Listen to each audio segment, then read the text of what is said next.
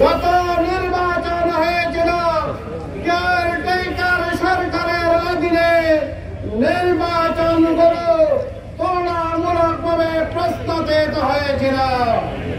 তাদের ক্ষমতাকে পাকাপোক্ত করার জন্য কেয়ারটেকার সরকারের ব্যবস্থাপনাকে বন্ধ করে দলীয় সরকারের অধীনে নির্বাচনের প্রক্রিয়া আমরা প্রত্যক্ষ করেছি যে দিনের ভোট রাতে লুটপাট করা হয়েছে।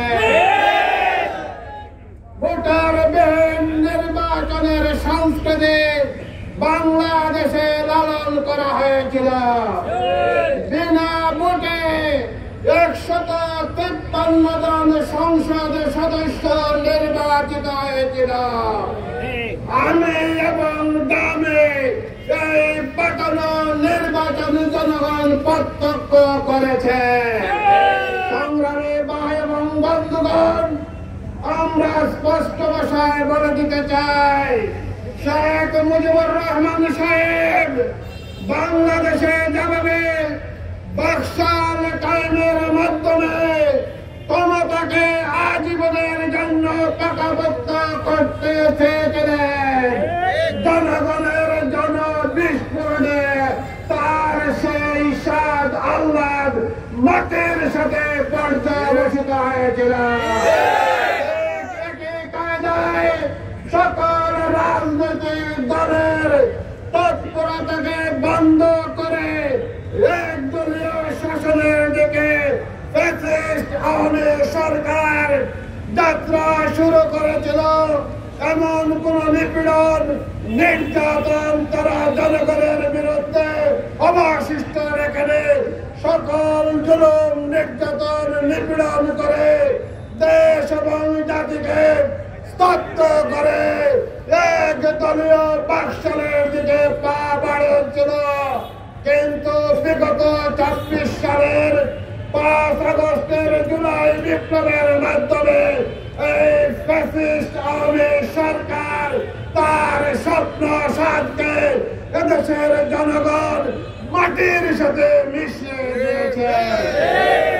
আমরা স্পষ্ট ভাষায় বলে দিতে চাই, আজকে বাংলাদেশের জনগণ পিয়ার পদ্ধতির নির্বাচন জনগণ আজকে সেই দাবি উত্থাপিত করেছে।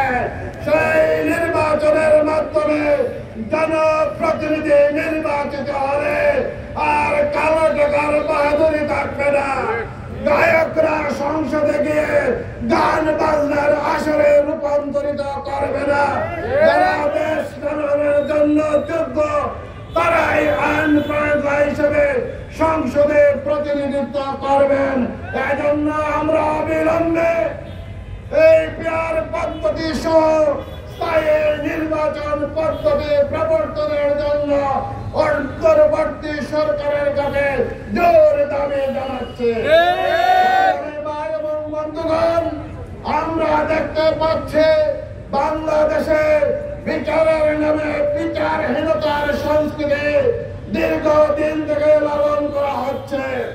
আমরা অন্তর্বর্তীকালীন সরকারের প্রতি জোর দাবি জানাচ্ছি। এটা শুধু জামাত ইসলামের দাবি নয়, দেশপ্রেমিক জনগণের দাবি হচ্ছে যারা বিগত 24 সালের 5 আগস্ট নির্দেশ দিয়ে জনগণকে প্রকাশ্যে দিবলোকে গুলি করে হত্যা করেছে। এই হত্যাকারী কোনে মানবতা বিরোধীর অপরাধীদের অবশ্যই অবিলম্বে বিচারের আওতায় নিয়ে আসতে হবে। বিচার ছাড়া বাংলাদেশের আমরা আর পা আগাতে চাই না, নির্বাচন চাই না। অবিলম্বে ফ্যাসিস্টদের বিচার ত্বরান্বিত করতে হবে। আর এই বিচারের মাধ্যমে বিচারহীনতার সংস্কৃতি থেকে দেশ এবং জাতিকে বেরিয়ে আসার জন্য আমাদেরকে চেষ্টা করতে হবে। এর বাইরে জামাত ইসলামের পক্ষ থেকে 7 দফা দাবিতে জাতীয় সমাবেশের আয়োজন করা হয়েছিল। আমরা অন্তর্বর্তীকালীন সরকারের প্রতি উদাত্ত আহ্বান জানাবো, এই 7 দফা দাবি হচ্ছে জাতীয় দাবি, জনগণের দাবি। অবিলম্বে এই দাবি বাস্তবায়ন করার জন্য উদাত্ত আহ্বান জানাচ্ছি। সংগ্রামী ভাই এবং বন্ধুগণ, আমি আর কথা বাড়াতে চাই না। এ পর্যায়ে আমাদের মিছিল অনুষ্ঠিত হবে। আমাদের নেতৃবৃন্দ সামনে যাবেন, ব্যানারে থাকবেন।